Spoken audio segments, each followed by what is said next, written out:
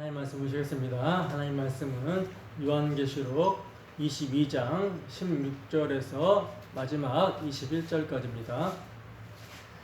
하나님 말씀은 요한계시록 22장 16절에서 21절까지 말씀입니다.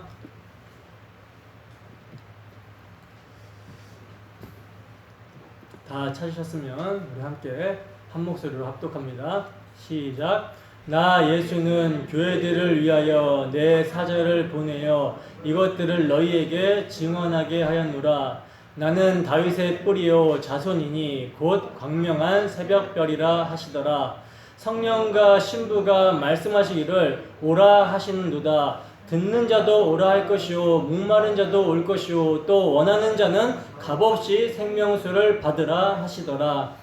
내가 이 두루마리의 예언의 말씀을 듣는 모든 사람에게 증언하노니 만일 누구든지 이것들 외에 더하면 하나님이 이 두루마리에 기록된 재앙들을 그에게 더하실 것이요 만일 누구든지 이 두루마리의 예언의 말씀에서 제하여 버리면 하나님이 이 두루마리에 기록된 생명나무와 및 거룩한 성에 참여함을 제하여 버리시리라. 이것들을 증언하신 이가 이르시되 내가 진실로 속히 오리라 하시거늘 아멘. 주 예수여 오시옵소서. 주 예수의 은혜가 모든 자들에게 있을지어다. 아멘.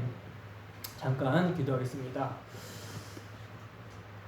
지금도 살아 역사하시는 하나님 아버지, 이 시간도 주님께서 우리로 하여금 주의 말씀으로 만나주시기를 소원합니다. 그래 정말 주의 말씀 가운데 예수님을 인격적으로 만나고 그 예수님을 위하여 살고자 하는 마음의 열망과 열정이 있기를 소원합니다. 생명수의 그 샘물을 값없이 받아 누리는 기쁨 가운데 주를 높이고 주님을 경외하며 주님을 예배하는 삶이 되기를 소원합니다. 이 시간 부족한 사람이 입술을 열어 주의 복음을 증거하고자 하오니 주의 성령께서 저희 입술과 저희 마음의 생각을 주관하여 주셔서 온전히 우리 주 예수 그리스도의 복음만을 선포하게 하시고 복음이 선포될 때 전하는 자나 듣는 자나 한 성령 안에서 우리 주 예수 그리스도 말미암아 하나님을 높이고 하나님을 예배할 수 있는 심령이 될 수 있도록 인도하여 주시옵소서. 감사드리며 거룩하신 예수님 이름으로 기도드립니다. 아멘. 아멘. 주 예수여 오시옵소서. 아멘. 주 예수여 오시옵소서라는 제목으로 하나님 말씀 증거하도록 하겠습니다. 오늘은 이제 요한계시록 마지막 시간입니다. 그동안 우리는 함께 계시록을 살펴봤었는데 제가 오늘까지 설교를 하면 81번, 81번을 설교를 하게 되더라고요. 꽤 오래 설교를 했습니다.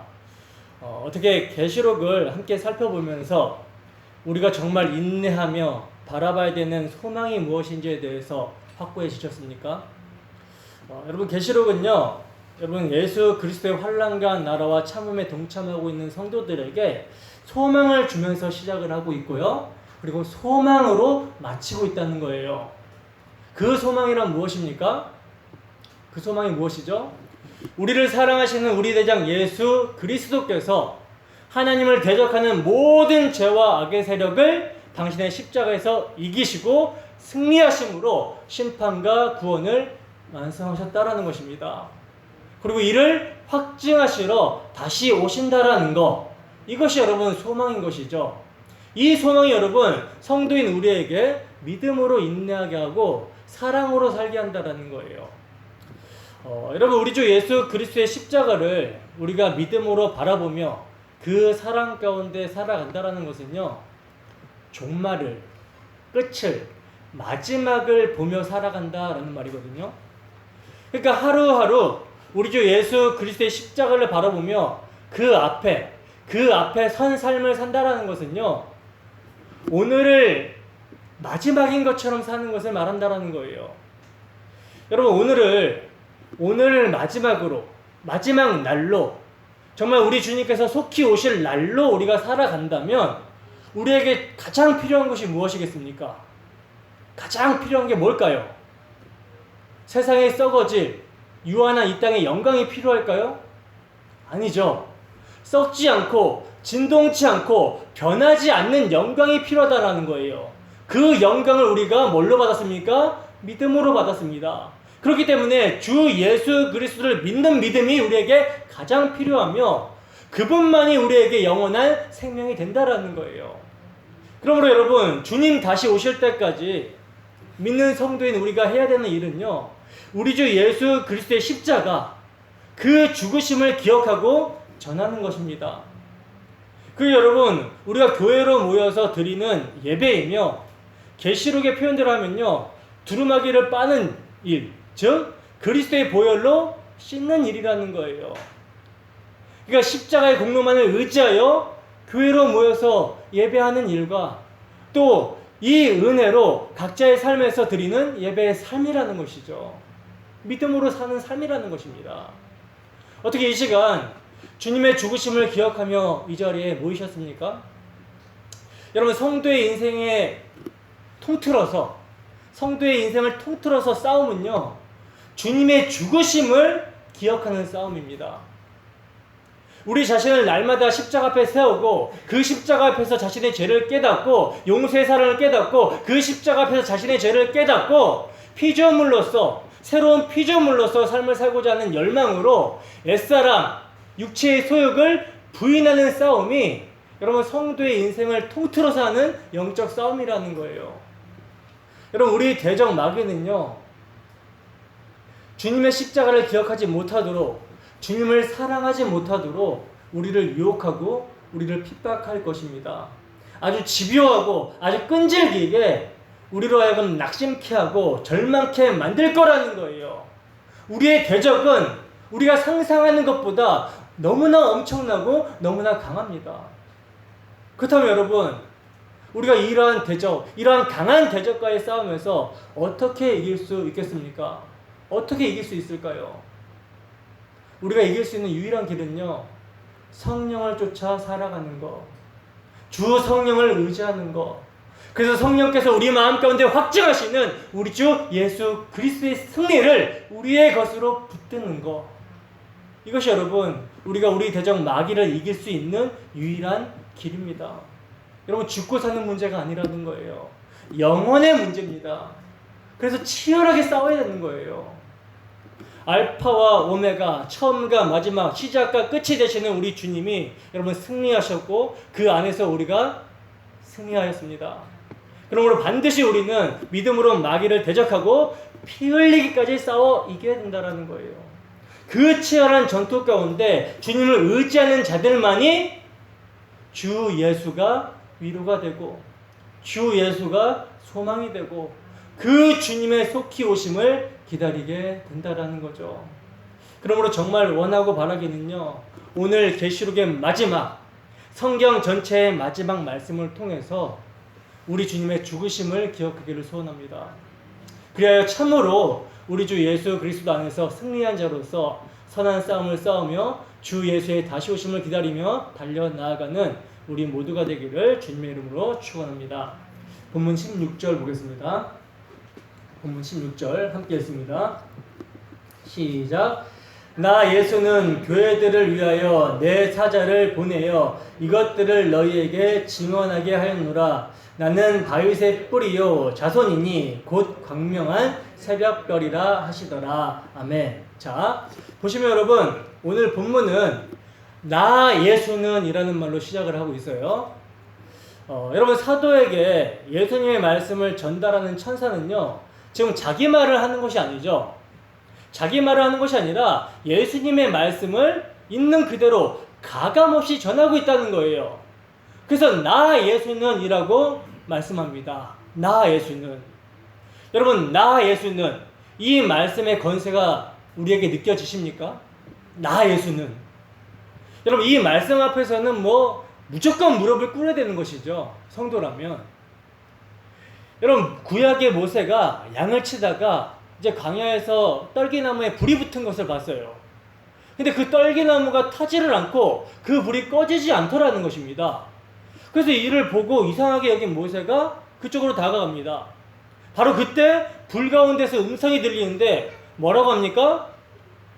이곳은 거룩한 곳이니 내 신발을 벗으라는 말이 들리는 거예요. 거기서 이제 모세가 하나님 보기를 두려워해서 얼굴을 가렸는데 여호와께서 모세에게 소명을 주십니다.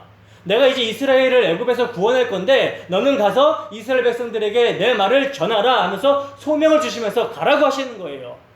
이때 이제 모세가 이스라엘 백성들이 내가 가서 하나님의 말씀을 전하게 되면 당신의 이름을 물어볼 텐데 그 이름을 뭐라고 합니까? 당신의 이름이 무엇입니까? 이렇게 모세가 묻습니다. 이때 하나님의 답변이 뭐였습니까? 나는 나다. 나는 스스로 있는 자다. 나는 나다였어요. 여러분, 나 예수는 이 말씀에서 모세에게 말씀하셨던 하나님의 그 어미한 음성이 들리는 듯 하지 않습니까? 예수님이 여러분 하나님이시라는 거예요. 예수님이 알파와 오메가며 예수님이 길이고 진리고 생명이십니다. 예수님이 재림의 주가 되시며 심판의 주가 되신다라는 거예요. 그러므로 하나님의 말씀 자체이시며 하나님이신 그분 앞에서 뭐 해야 됩니까?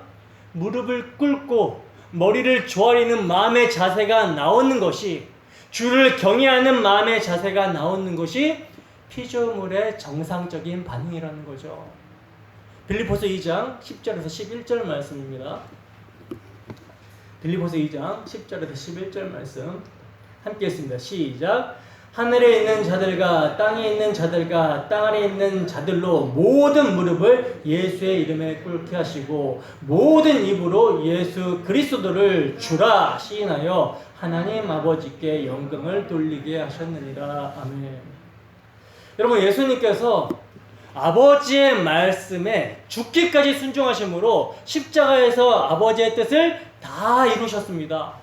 그러므로 아버지께서는요, 이제 하늘에 있는 자들과 땅에 있는 자들과 땅 아래에 있는 자들로 모든 무릎을 예수의 이름에 꿇게 하셨다라는 거예요. 모든 입으로 예수님을 주라 시인하여 하나님께 영광을 돌리게 하셨다라는 것입니다. 이게 여러분 예수님의 십자가에서 이루어진 일이라는 거예요. 그래서 여러분, 믿음이 선물로 주어진 성도는요, 미련하고 어리석은 십자가가 이게 정말 난리한 십자가구나, 이게 정말 하나님의 구원의 능력이구나, 이 사실을 깨닫고 성도는 오늘이란 날에 지금 무릎을 꿇게 된다라는 거예요. 지금 머리를 조아리게 된다라는 것입니다. 그러나 믿음이 주어지지 않는 자들은요, 성도가 아닌 자들은 오직 자기의 이름에만 관심을 가지고 살다가 어떻게 됩니까? 나중에 예수님이 심판주로 오실 때 그때 무릎을 꿇고 주라 고백하고 하나님께 영광을 돌리고 나서 영원한 불못에 들어가게 된다라는 거예요. 얼마나 비참합니까? 지금입니다. 오늘입니다. 오늘 예수의 무릎 앞에 무릎을 꿇어야 되는 거예요. 예수의 이름 앞에. 자, 그리고 계속해서 보시면 나 예수는 이라고 말씀하신 만왕의 왕이요 만주의 주가 되시는 모든 권세와 능력을 가진 주님께서 누구를 위하신다 라고 말씀하고 있냐면, 놀랍게도 여러분 교회를 위하여 라고 말씀하고 있다는 거예요. 교회를 위하신다라는 거죠. 교회를 위하여. 여러분, 계시록에서 교회라는 단어는 20번 이상 등장을 하고 있거든요. 그러니까 교회라는 단어는요, 계시록 1장 4절로부터 시작해가지고 22장 마지막 오늘 본문 16절까지 등장을 하고 있다는 거예요. 이것은 뭘 보여줍니까? 이것은 이제 계시록이 교회로 시작해서 교회로 마치는 책이다라는 사실을 보여주고 있는 것이죠. 그러니까 여러분, 예수님의 모든 관심사는요, 교회에게 있다는 거예요. 왜냐하면 교회야말로 하나님의 영광을 이 땅에 나타내는 반사체이기 때문에 그렇다는 것입니다. 그래서 여러분, 주님께서 교회를 얼마나 사랑하셨는지가요, 성경 전체에서 그리고 특별히 계시록에도 많이 나타나고 있다는 거예요. 계시록의 몇 구절함을 한번 찾아보고 봅시다. 계시록 1장 5절 말씀입니다. 계시록 1장 5절 말씀 함께 했습니다. 시작. 또 충성된 증인으로 죽은 자들 가운데에서 먼저 나시고 땅의 임금들의 머리가 되신 예수 그리스도로 말미암아 은혜와 평강이 너희에게 있기를 원하노라. 우리를 사랑하사 그의 피로 우리 죄에서 우리를 해방하시고. 아멘. 계시록 2장 1절입니다. 함께 했습니다. 시작. 에베소 교회의 사자에게 편지하라. 오른손에 있는 7뼈를 붙잡고 7 금촛대 사이를 거니시는 이가 이르시되. 아멘. 계시록 5장 9절에서 10절 말씀도 함께 있습니다. 시작.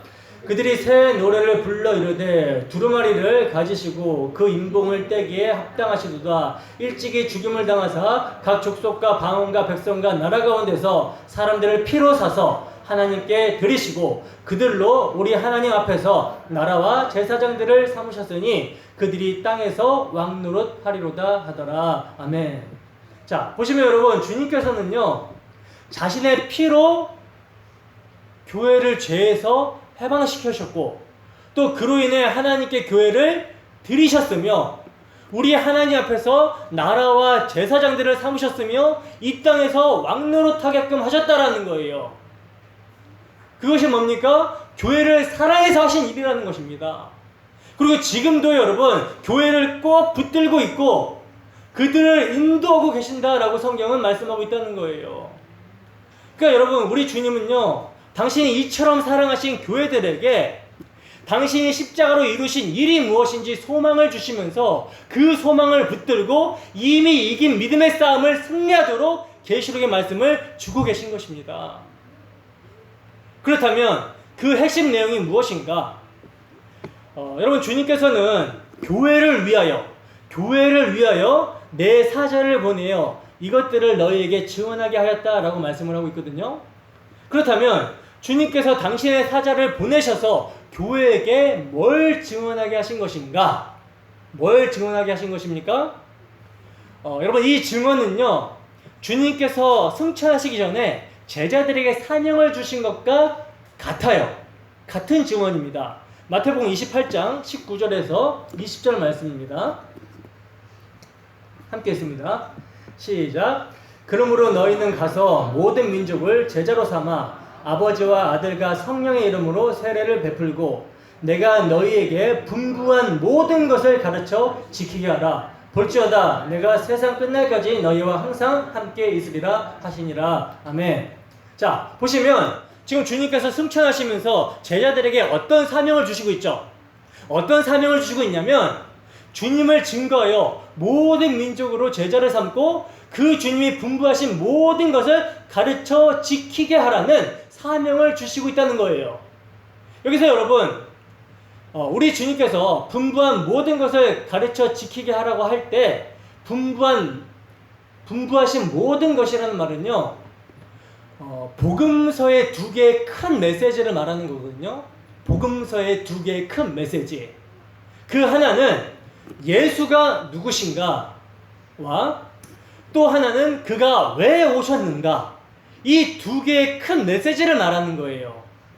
이게 분부한 것이고 이것을 가르쳐 지키게 하라는 것입니다. 즉 주님이 하나님의 아들이시며 우리 죄를 대속하기 위해서 오신 구원자라는 것을 지키며 살아가도록 주님을 증거하여 모든 민족을 제자로 삼아 가르쳐 지키게 하라고 하셨다라는 거예요. 그리고 여러분, 사도 요한에게도 요한복음을 기록하신 그 목적을 이와 같이 말씀하고 있는데, 이와 똑같은데 보겠습니다. 요한복음 20장 31절 말씀입니다. 요한복음 20장 31절 말씀 함께 했습니다. 시작. 오직 이것을 기록함은 너희로 예수께서 하나님의 아들 그리스도이심을 믿게 하려 함이요 또 너희로 믿고 그 이름을 힘입어 생명을 얻게 하려 함이니라. 아멘. 자, 보시면 요한복음을 기록한 목적이 나오고 있는데 그 목적을 뭐라고 말씀합니까? 예수께서 하나님의 아들 그리스도이심을 믿고 그 이름을 힘입어 생명을 얻게 하기 위해서라고 말씀을 하고 있다는 거예요. 그리고 여러분, 사실 여러분 계시록을 기록한 목적도 동일합니다.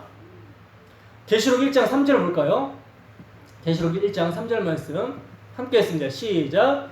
이 예언의 말씀을 읽는 자와 듣는 자와 그 가운데 기록한 것을 지키는 자는 복이 있나니 때가 가까움이라. 아멘. 보시면 여러분, 뭐가 복이라고 말씀합니까? 뭐가 복이라고 말씀하고 있죠? 예언의 말씀이 증거하는 예수 그리스도, 즉 계시록을 읽고 듣고 예수님을 그 마음 가운데 지키는 자가 복이 있다라고 말씀하고 있다는 거예요. 요한복음이랑 차이가 있다면 뭡니까?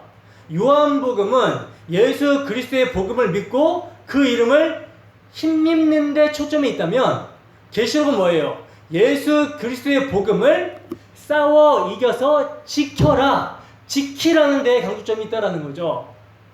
요약하자면 여러분, 나 예수는 이라고 말씀하신 주님께서 당신의 교회를 위하여 당신의 사자를 보내셔서 증거하게 하신 계시의 말씀은요, 이미 당신의 십자가를 통해 뱀의 머리가 박살났기 때문에 교회들은 세상의 어떤 공격에서도 이미 가진 복음을 끝까지 고수하고 지키라는 거예요.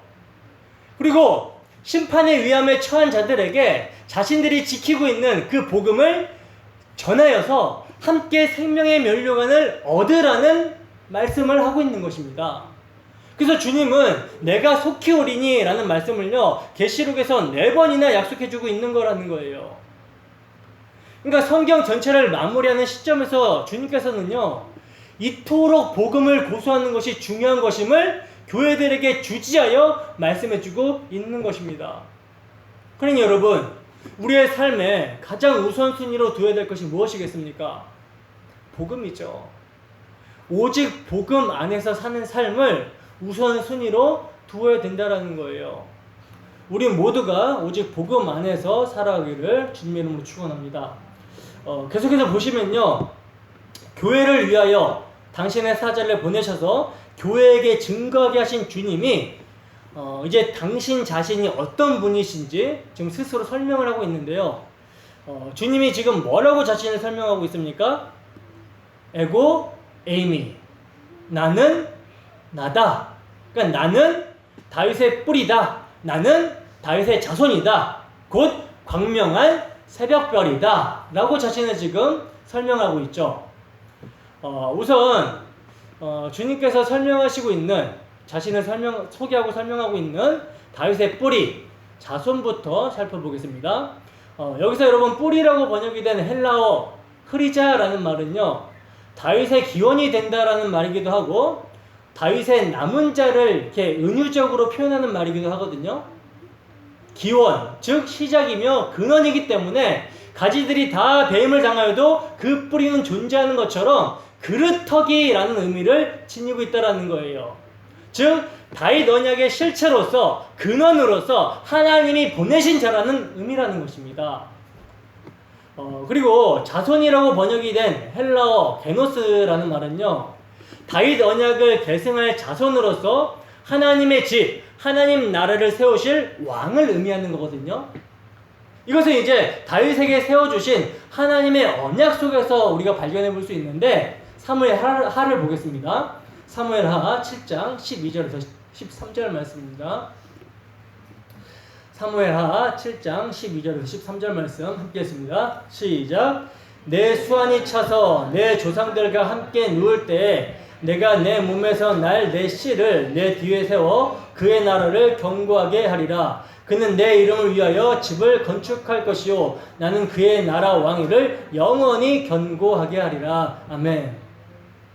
여러분, 쉽게 말씀드리면요, 예수님은 언약의 실체라는 거예요. 언약의 실체이며 메시아 나라의 영원한 왕으로 오셨다라는 거죠. 이것을 여러분, 신약에 바울 사도는 이 예수님을요, 복음 자체로 선포를 합니다. 로마서를 보겠습니다. 로마서 1장 2절에서 4절 말씀입니다. 함께 읽습니다. 시작. 이 복음은 하나님이 선지자들을 통하여 그의 아들에 관하여 성경에 미리 약속하신 것인데, 그의 아들에 관하여 말하면 육신으로는 다윗의 혈통에서 나셨고 성결의 양으로는 죽은 자들 가운데서 부활하사 능력으로 하나님의 아들로 선포되셨으니 곧 우리 주 예수 그리스도시니라. 아멘. 보시면 여러분, 다윗의 뿌리, 다윗의 자손으로 오신 예수님 자체가 뭐예요? 복음이다 라고 사도는 말씀하고 있다는 거예요. 그분이 죽으시고 부활하심을 통해서 하나님의 아들로 선포가 되셨는데 그분이 바로 우리 주 예수 그리스도시라는 것입니다. 예수님이 교회를 위하여 당신의 사자를 보내어서 증거하게 하신 복음을, 이 귀한 복음을 바로 성취하신 자가 예수님이라는 거예요. 율법의 마침과 완성, 하나님의 모든 언약의 말씀을 이루신 분이 예수님이라는 것입니다. 자, 그리고 계속해서 예수님은 또 자신을 광명한 새벽별이라고 말씀하고 있는데, 이 말씀은 여러분 어디 말씀이 생각납니까? 민수기 말씀이 딱 생각이 나셔야 되죠. 민수기에서 예언된 예수님에 대한 표현을 지금 예수님이 사용하고 있는 거예요. 민수기 24장 17절 말씀입니다. 민수기 24장 17절 말씀 함께 했습니다. 시작. 내가 그를 보아도 이때의 일이 아니며 내가 그를 바라봐도 가까운 일이 아니로다. 한 별이 야곱에게서 나오며 한 규가 이스라엘에게서 일어나서 모압을 이쪽에서 저쪽까지 쳐서 무찌르고 또 셋의 자식들을 다 멸하리로다. 아멘. 자, 여러분 이 말씀은요, 거짓 선지자 발람이 모압 왕 발락의 사주를 받아가지고 이스라엘을 저주하려다가 하나님의 간섭하심을 받습니다. 하나님의 간섭하심을 통해서 오히려 어떻게 됩니까? 이스라엘을 저주하려고 했다가 이스라엘을 축복해버리죠. 그 축복을 하였던 내용 중에 지금 한 구절인데, 야곱에게서 한 별이 나온다라고 지금 축복을 하고 있다는 거예요. 그 별이 바로 누구다? 예수님이라는 것이죠. 그래서 여러분, 예수님이 탄생하실 때에도요, 한 큰 별이 비추어서 메시아가 오셨음을 알렸다는 거예요. 그래서 동방 박사들이 그 별을 따라와가지고 참 왕으로 오신 아기 예수님을 만나고 엎드려 경배했다라는 거죠. 그런데 여러분, 왜 하필 예수님께서는 자신이 별이고 특히 새벽별이라고 말씀하고 있을까요? 특히 왜 새벽별이라고 말씀하고 있을까?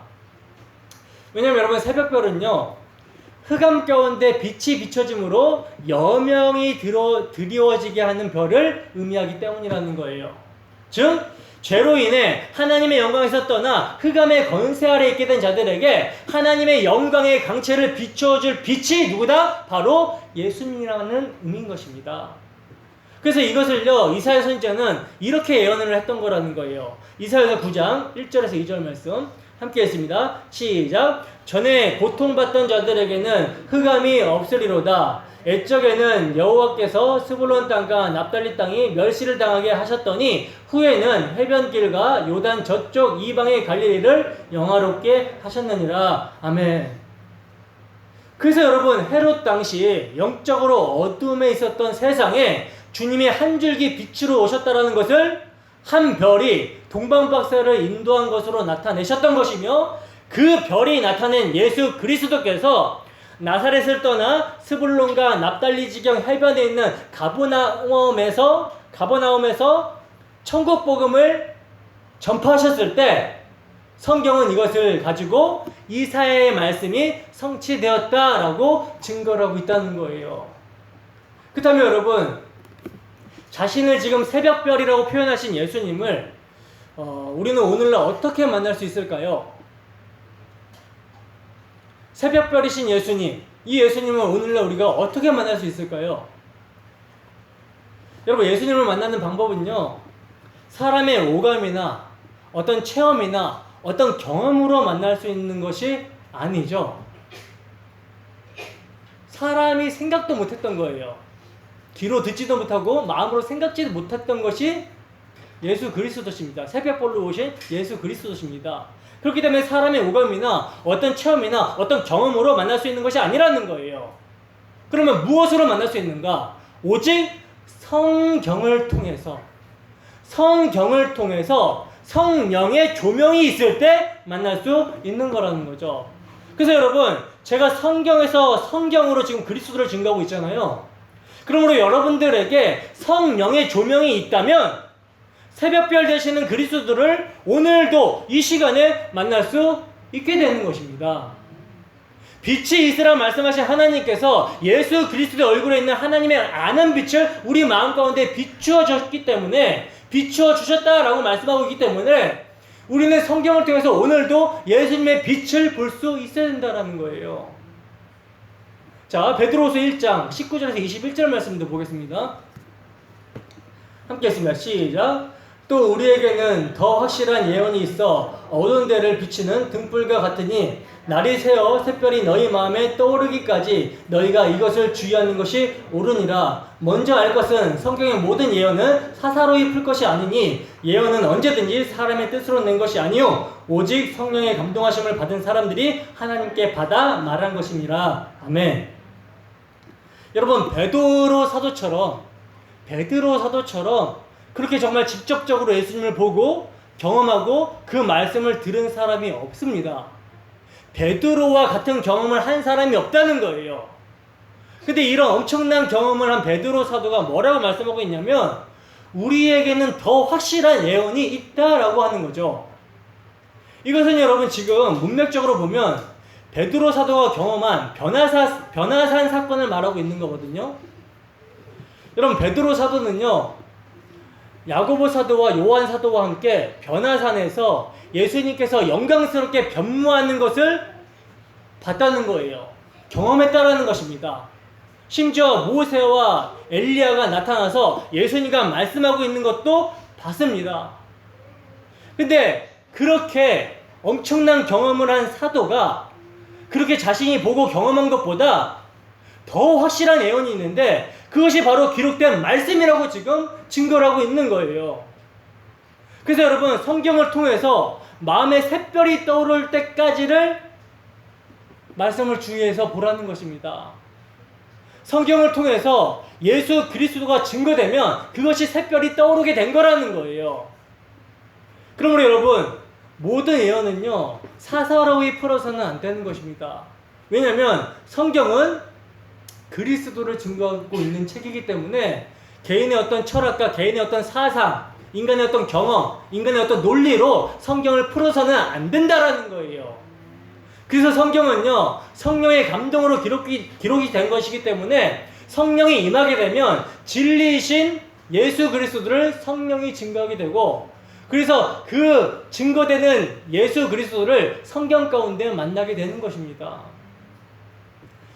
그러므로 다윗의 뿌리, 광명한 새벽별을 이제 요약을 하자면요, 구약 성경에서 다윗에게 주시기로 한 자손이 바로 예수 그리스도시며, 바로 그 주님이 흑암 같은 세상에 오셔서 빛을 비춰주심으로 말미암아 하나님 나라를 완성시키셨다라는 것을 말씀하고 있다는 거예요. 예수님은 성경대로 오셨고 성경대로 죽으셨고 성경대로 다시 살아나심으로써 하나님 나라를 완성하셨다라는 말씀입니다. 그래서 여러분, 계시록 21장과 22장에서 거룩한 성 새 예루살렘, 어린 양의 신부인 교회, 즉 하나님이 거하실 하나님 나라, 즉 교회의 영광과 교회의 완성과 교회의 그 찬란함을 보여주신 후에 그 하나님 나라, 교회의 영광을 이루신 분으로서 나 예수는 이라고 하시면서 다윗의 뿌리, 광명한 새벽별로 자신을 소개하고 있는 거라는 거예요. 이해가 되십니까? 자, 본문 17절입니다. 함께 읽습니다. 시작. 성령과 신부가 말씀하시기를 오라 하시는도다. 듣는 자도 오라 할 것이요 목마른 자도 올 것이요 또 원하는 자는 값없이 생명수를 받으라 하시더라. 아멘. 자, 보시면 지금 17절에서는요 오라라는 말이 3번이나 나오고 있는데 3번이나 나온다는 것은 뭡니까? 강조를 하는 것이죠. 강조를 해서 말씀하고 있는 거라는 거예요. 그러니까 간절한 초청임을 지금 나타내고 있는 것입니다. 그렇다면 초청자가 누구인가? 여러분, 초청자가 누구입니까? 성령과 신부라고 말씀하고 있죠. 성령과 신부. 초청자가 여러분 성령과 신부라는 말은요 교회의 증거사역이 성령과의 동역임을 나타내주고 있는 거거든요. 교회의 증거사역이 성령과의 동역이다. 그래서 여러분, 바울 사도는요 교회를 가리켜서 고린도전서 3장에 보시면 뭐라고 하냐면 우리는 하나님의 동역자들이다 라고 말씀하고 있다는 거예요. 하나님의 동역자들. 여러분, 교회의 영광이 무엇인지 아시겠습니까? 하나님의 사역에 동역한다라는 것 이 자체가 여러분 영광입니다. 상이라는 거예요. 현대 교회는요, 자신이 얼마만큼 죄의 비참한 가운데 있었는지, 자신이 어디에서 구원을 받았는지 모르다 보니까 복음 전도가 얼마나 영광스러운 일인지를 망각해 버렸어요. 그래서 전도를 많이 한 사람들에게 오늘날 교회가 뭘 줍니까? 상을 주죠. 근데 어떤 상을 줍니까? 세상에 썩어질 상을 선물로 주기도 하는 거예요. 여러분, 그런 것들을 받는 게 문제가 아니라 그런 것들을 받기 위해 전도를 한다는 것이 문제라는 거죠. 전도 자체가 하나님의 사역에 동참하는 상이며 영광임을 모른다라는 이것이 여러분 안타까운 현실이라는 것입니다. 그러나 여러분, 나 같은 지옥 자식이 그리스도의 피로 구원을 받아서 하나님과 화목하게 되었고, 더 나아가서 그 하나님의 사역의 도구로 사용이 되는 것, 하나님의 동역자로 세우심을 받았다라는 것, 이것 자체가 여러분 정말 말할 수 없는 영광이라는 사실을 아시기 바랍니다. 자, 그렇다면 이제 초청하는 자를 성령과 교회라고 하지 않고 어째서 신부라고 말씀하고 있는 걸까요? 초청하는 자를 지금 성령과 교회라고 하지 않고 신부라고 말씀하고 있거든요. 어째서 지금 신부라고 말씀하고 있는 걸까? 그건요, 여러분, 교회가 초청하고 있는 잔치가, 복음 전도가 바로 주님과의 혼인 잔치이기 때문이라는 거예요. 그러니까 계시록 결론 부분에 와서 주님께서는요, 다시금 당신의 혼인 잔치의 신부로서 초청을 하고 계시는 것입니다. 근데 이 초청을요, 이제 주님께서 교회 안에서 교회의 입을 통해서 하고 계신다라는 말씀이에요. 그러니 여러분, 복음을 증거하는 이 사역이 얼마나 영광스러운 것이겠습니까? 우리 주님이 우리에게 혼인잔치의 기쁨을 허락해 주시고 동역자로 부르셔서 그 귀한 잔치 자리로 초청하는 그리스도의 편지로서 우리를 사용해 주시고 있다는 거예요. 얼마만큼 영광인지 아시겠습니까? 계속해서 보시면 주님께서는 그 초청에 대해서 더욱 자세히 말씀하고 계시는데, 듣는 자도 오라 할 것이요, 목마른 자도 올 것이요, 또 원하는 자는 값없이 생명수를 받으라 라고 말씀합니다. 여기서 여러분, 듣고 목마르고 원하는 것이요, 모두 지금 능동태로 쓰이고 있거든요. 능동태. 수동태가 아니라 능동태로 쓰이고 있어요. 왜 그럴까요? 수동적이 아니라 능동적이라는 것은요, 자신이 지금 이 초청을 들을 필요가 있다고 생각하는 사람을 말하는 것이죠. 그리고 자신이 목마른 자라는 인식이 있고 또 목마르기 때문에 생명수가 필요한 것입니다. 그래서 원하는 거예요. 여러분, 이 말씀은요, 복음의 필요성을 느낀 자들만이 뭐한다? 주님 앞에 나아올 수 있다라는 것을 의미하는 것입니다.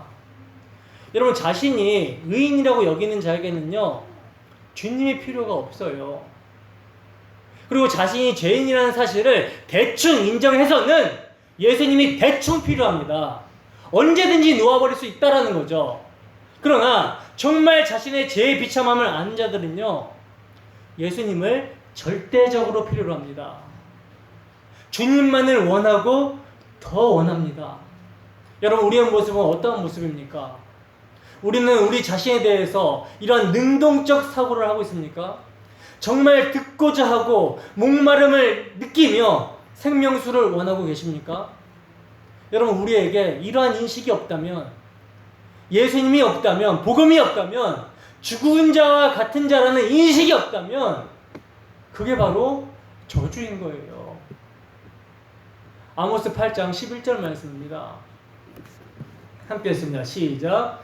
주 여호와의 말씀이니라. 보라, 날이 이를지라 내가 기근을 땅에 보내리니 양식이 없어 주림이 아니며 물이 없어 가람이 아니요 여호와의 말씀을 듣지 못한 기갈이라. 아멘. 여러분, 우리에게 지금 나 예수는 하시면서 복음으로 초청하시는 주님의 음성이 정말 마음 깊숙이 들리고 있다면 이건 지금 생명수의 강이 흐르고 있는 거예요. 넘쳐 흐르고 있는 것입니다. 그래서 결코 기갈이 아닌 거라는 거죠. 그러나 말씀이 들리지 않게 된다면, 말씀이 들리지 않으면 뭘 구하게 됩니까?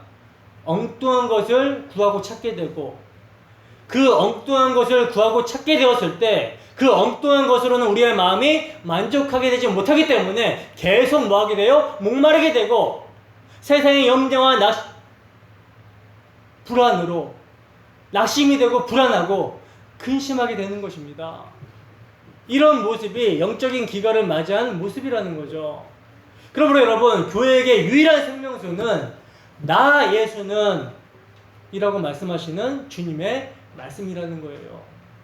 목사와 장로, 집사와 권사, 직분이 다 있고 당회가 구성되어 있고 건물이 있다라고 해서 교회가 아닌 것입니다. 이건요, 사람들이 다 만들어낼 수 있는 거예요, 인위적으로. 그러나 하나님의 말씀은 만들어낼 수가 없습니다. 그 말씀을 갈급해야 하는 심령은 사람이 만들어낼 수 없다라는 거예요.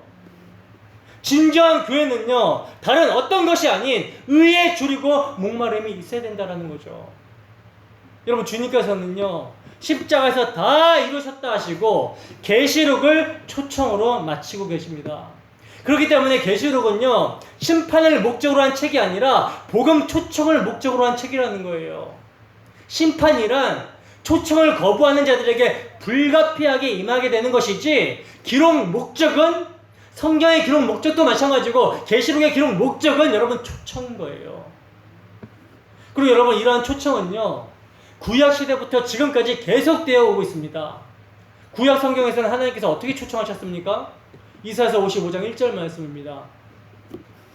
함께 했습니다. 시작. 오라, 너희 모든 목마른 자들아, 물로 나오라. 돈 없는 자도 오라. 너희는 와서 사 먹되 돈 없이 값 없이 와서 포도주와 젖을 사라. 아멘.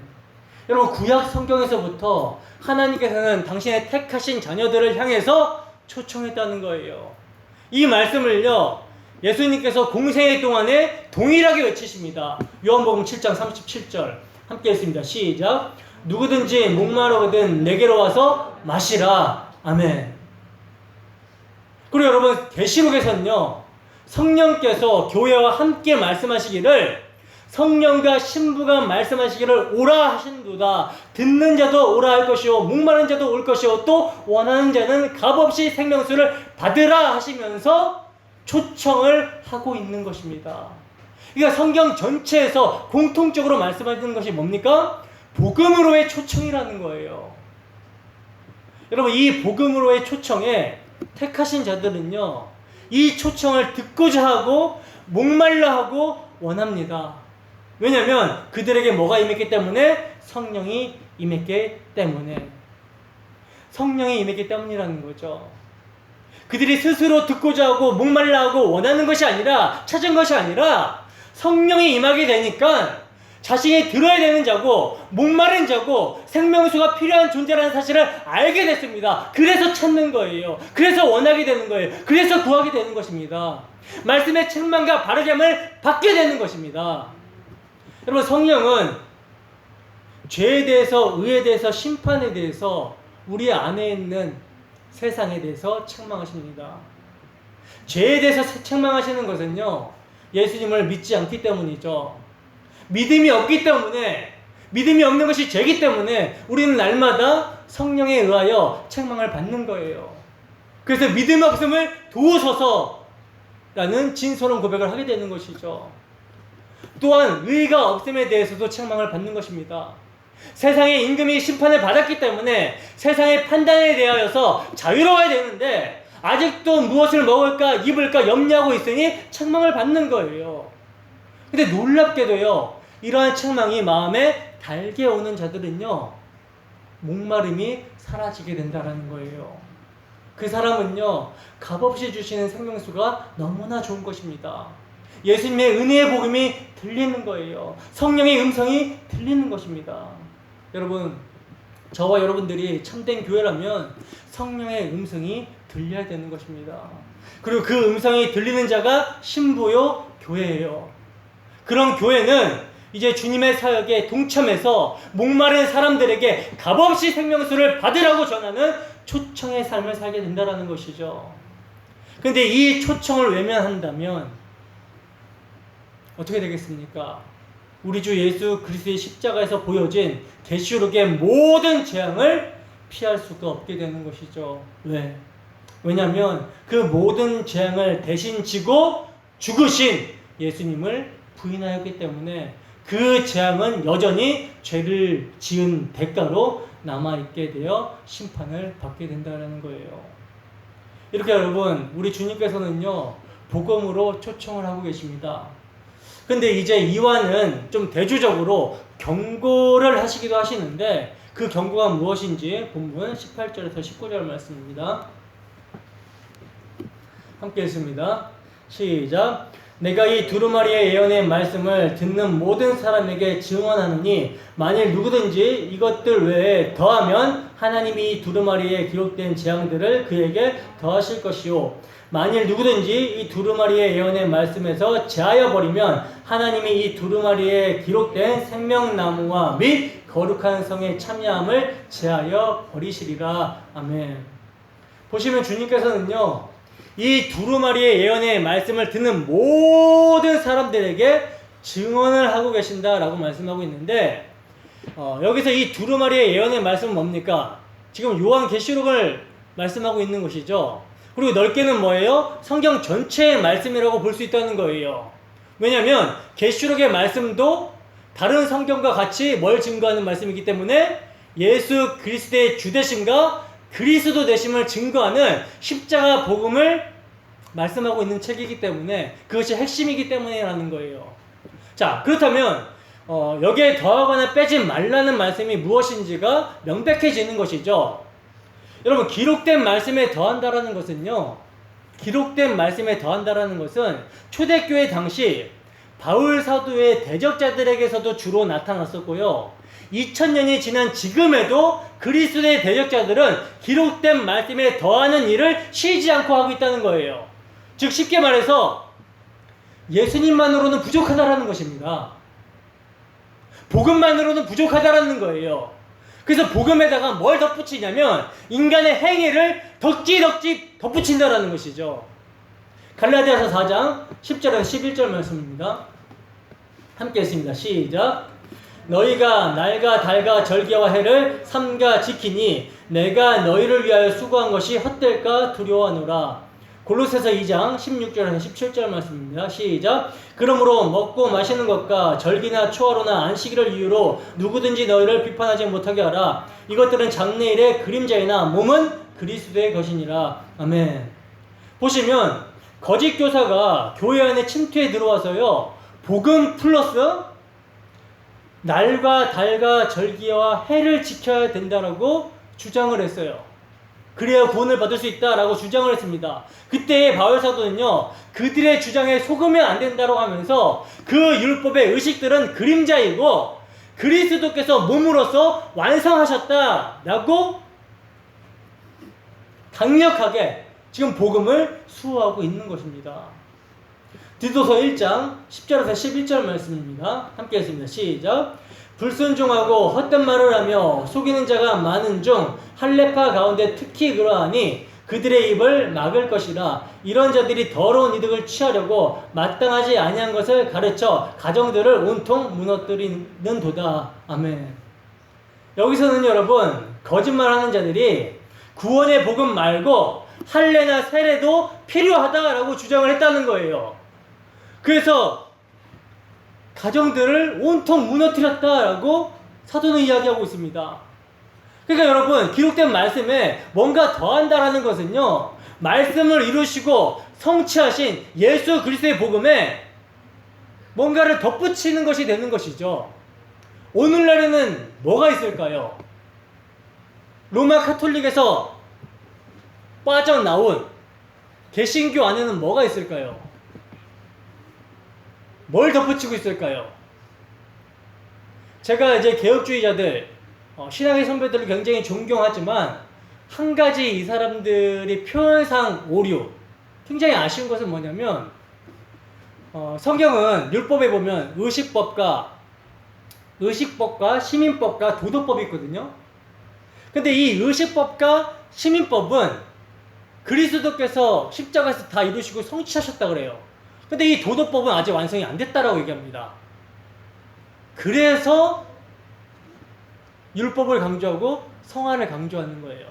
그러나 여러분, 그리스도 안에서는 도덕법, 의식법, 시민법 모든 율법이 완성이 된 것이죠.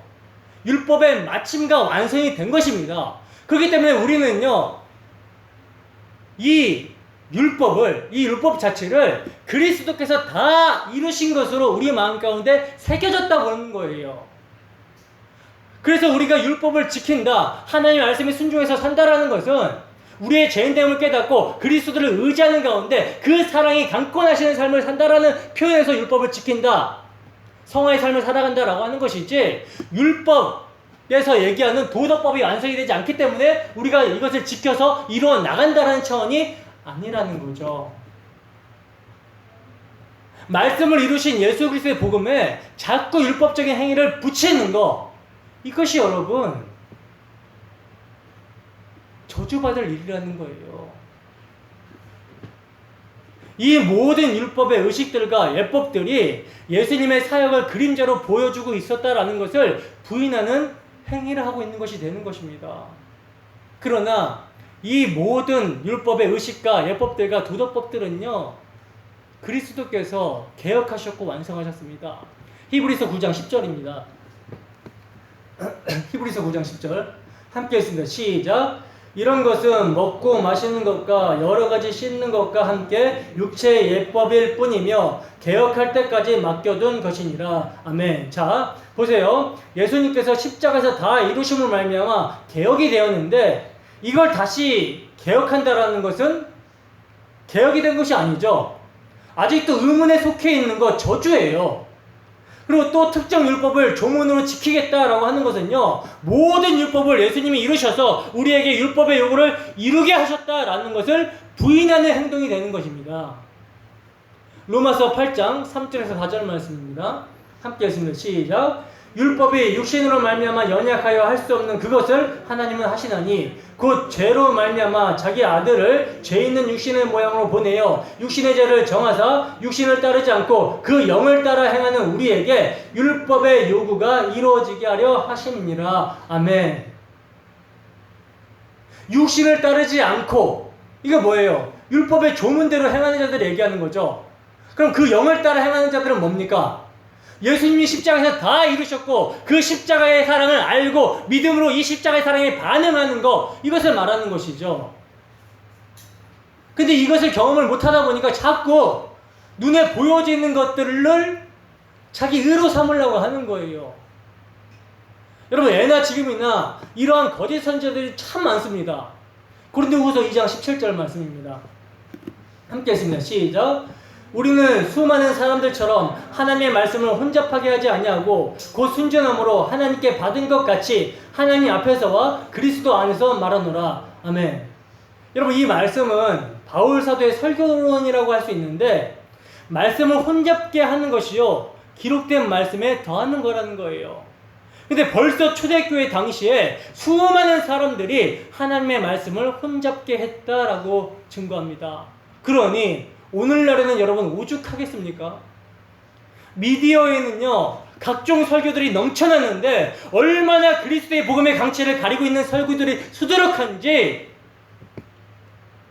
사도는 말씀을 더하는 자는 저주를 받을 것이라고 말씀까지 했는데 참으로 무섭고 안타깝습니다. 수요가 있으니까 공급이 있는 거겠죠. 따라가는 자들도 문제라는 거예요. 그리고 이제 두루마리 예언의 말씀에서 제하여 버리면 이라는 말씀이 무엇인지 봅시다. 여러분, 제하여 버린다라는 것은요, 예전보다는 오늘날 더욱 극심하게 나타나는 현상이에요. 왜 그럴까요? 왜냐하면 성경을요, 인간의 이성과 합리적인 잣대로 재단을 해버리기 때문이라는 거예요. 계몽주의 이후 인간의 이성을 고양하고 높이는 그런 반응들이 나타났었는데, 그래서 산업혁명이 일어나고 막 과학이 발달하고 이러잖아요. 그러면서 성경을요, 인간의 이성과 합리적인 잣대로 재단해 버리기 시작합니다. 그래서 이들은요, 십자가의 도를 받아들이지 않아요. 아예 미련한 것으로 여겨버립니다. 그저 성경을 어떻게 보냐면 예수라는 위대한 선생을 따라 사는 도덕책 정도로 받아들인다는 거예요. 그래서 이들에게 성경의 건의는요, 건의 있는 말씀이 아닙니다. 최종 건의 있는 말씀이 아니라 단순히 철학과 인문학과 같은 것으로 여겨버려요. 이걸 이제 자유주의 신학이라고 하는데 인간의 이성으로 성경을 난도질 해버리는 것이죠. 그러니까 자율적 존재로서 인간인 내가 성경이 하나님의 말씀인지 아닌지를 판단하겠다라는 것입니다. 이러한 모습은요, 여러분, 초대교회 당시에도 있었고요, 에덴 동산에서 하와가 타락할 때도 있었던 모습이라는 거예요.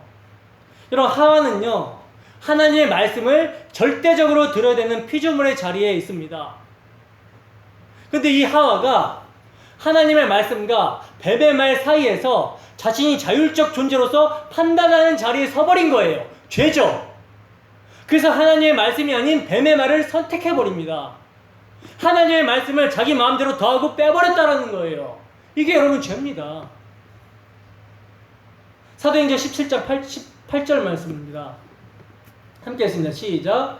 어떤 에피크로스와 스토아 철학자들도 바울과 쟁론할세 어떤 사람은 이르되 이 말쟁이가 무슨 말을 하고자 하느냐 하고 어떤 사람은 이르되 이방 신들을 전하는 사람인가 보다 하니 이는 바울이 예수와 부활을 전하기 때문이로라. 아멘.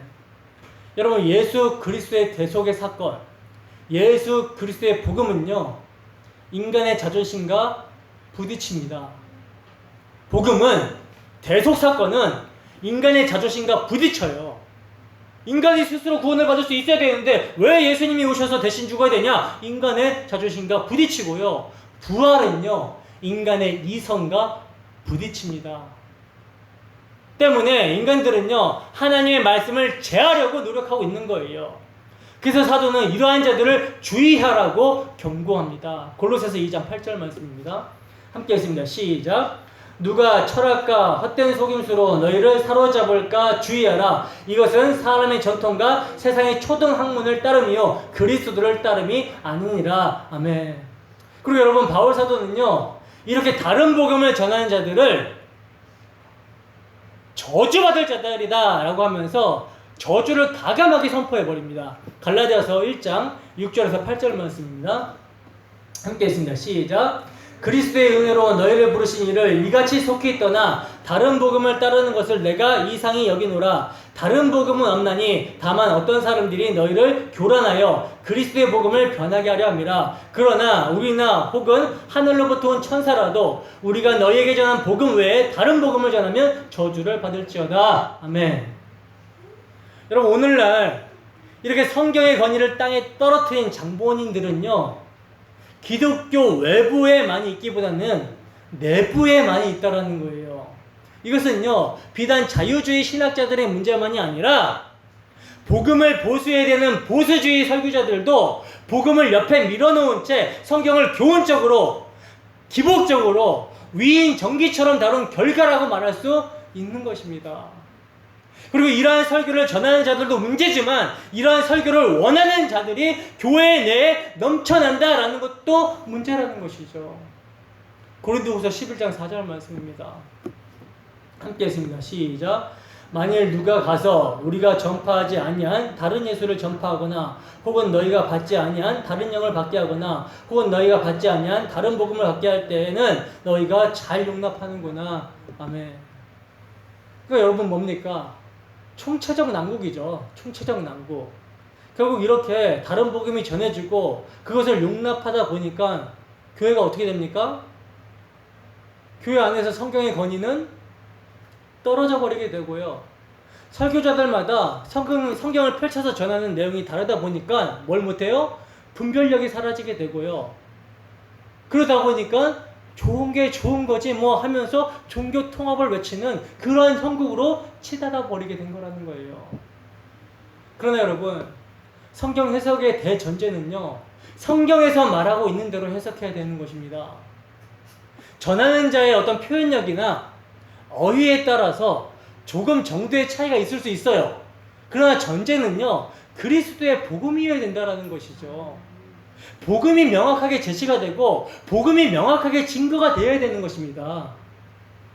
그럼 성경에서 베드로 사도의 설교나 스데반 집사의 설교나 빌립 집사의 설교나 바울 사도의 설교를 한번 읽어보세요.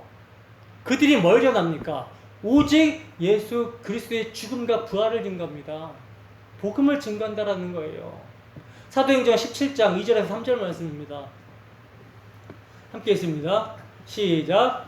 바울이 자기의 갈래대로 그들에게 들어가서 새 안식일에 성경을 가지고 강론하며 뜻을 풀어 그리스도가 해를 받고 죽은 자 가운데서 다시 살아나야 될 것을 증언하고 이르되 내가 너에게 전하는 이 예수가 곧 그리스도라 하니. 아멘. 정말 여러분, 이러한 설교들로 강단이 채워지기를 소원합니다. 저 또한 그러한 길로 가기를 소원합니다. 여러분들이 저를 위해서 기도해 주실 기도 제목이 이거예요. 근데 여러분, 이렇게 이제 명확하게 복음을 전하는 설교를 하게 되면요, 교회 안에 두 부류로 나누어지게 됩니다. 그래서 교회에 혼란이 찾아올 수 있다는 거예요. 사도행전 17장 4절에서 5절 말씀입니다. 함께 했습니다. 시작. 그 중에 어떤 사람 곧 경건한 헬라인의 큰 무리와 적지 않은 기부인도 권한을 받고 바울과 실라를 따르나 그러나 유대인들은 시기하여 저자의 어떤 불량한 사람을 데리고 때를 지어 성을 소동하게 하여 야손의 집에 침입하여 그들을 백성에게 끌어내려고 찾았으나. 아멘. 자, 보세요 여러분. 사도가 복음을 전했습니다. 복음을 전했는데 뭐가 일어나고 있어요? 혼란이 일어나고 있죠. 그러나 저는요, 이를요 거룩한 혼란이라고 부르고 싶습니다. 거룩한 혼란. 왜? 이것으로 인해서 복음의 강단에 참 성도들로만 채워지기 때문이며 이로써 교회의 경건은 회복이 되기 때문이라는 거예요.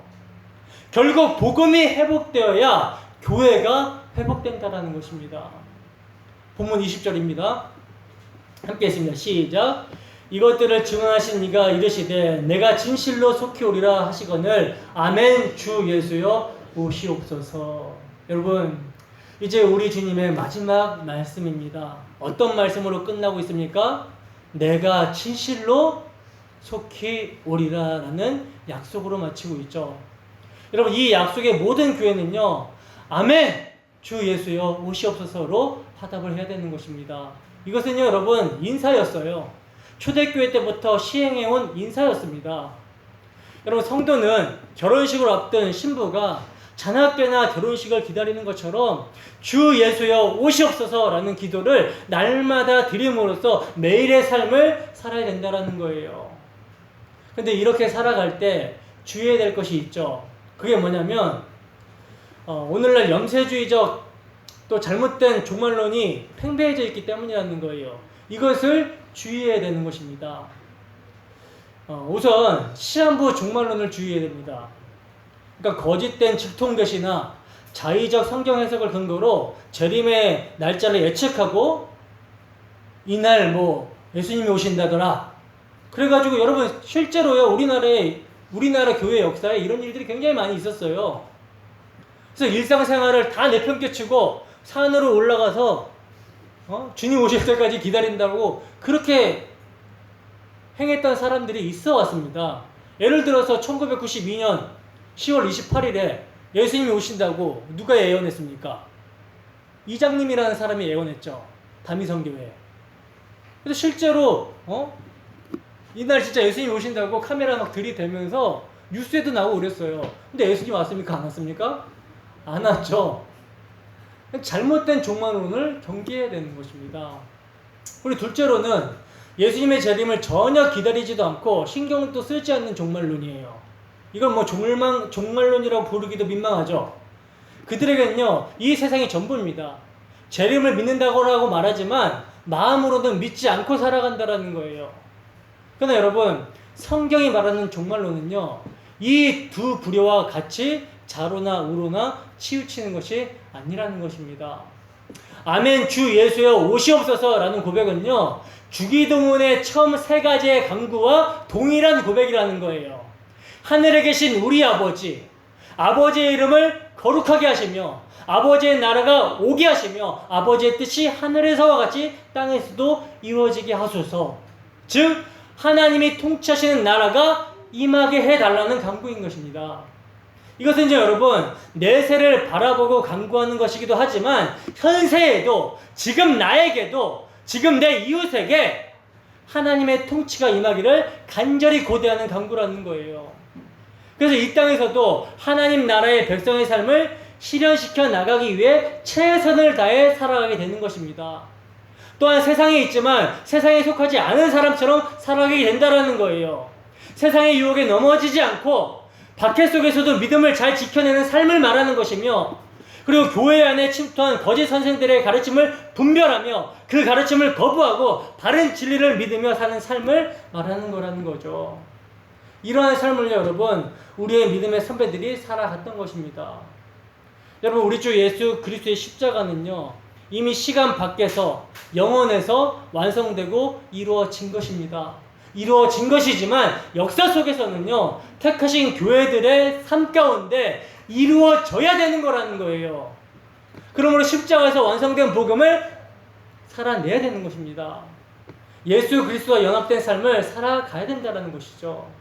바로 그러한 삶을 살아가는 자들에게, 그러한 삶을 살아내는 자들에게 뭐가 소망이 됩니까? 주 예수의 다시 오심이 소망이 되는 것입니다. 이제 마지막으로 본문 21절입니다. 함께 읽습니다. 시작. 주 예수의 은혜가 모든 자들에게 있을지어다. 아멘. 여러분 요한 사도는 끝까지 예수를 주로 고백하고 있습니다. 모든 것이 그분의 은혜라고 말씀하고 있다는 거예요. 여러분 성경의 시작이 어떻게 되죠? 태초에 하나님이 천지를 창조하시니라 하시면서 모든 것의 주인이 되시는 창조주 하나님으로 성경의 처음이 시작이 되고 있죠. 근데 이제 성경의 마지막은요 모든 것의 주인이신 예수님의 은혜가 마라나타 주 예수여 오시옵소서를 외치며 주를 간절히 기다리는 모든 자들에게 있을 것을 선포하면서 마치고 있다라는 거예요. 여러분 천지를 창조하신 이유는요 주 예수의 은혜를 아는 자들을 만들어내기 위함입니다. 이것이 바로 하나님께 영광이라는 거예요. 그러므로 우리가 속히 오실 주님을 기다리며 살아갈 때 반드시 기억해야 되는 것은요 지금 나에게 주 예수의 은혜가 필요하다라는 것입니다. 이 은혜를 주께서 허락하신 날들을 살아가는 가운데 날마다 시마다 때마다 구하며 살아가는 우리 모두가 되기를 주님의 이름으로 축원합니다. 마라나타. 기도하겠습니다.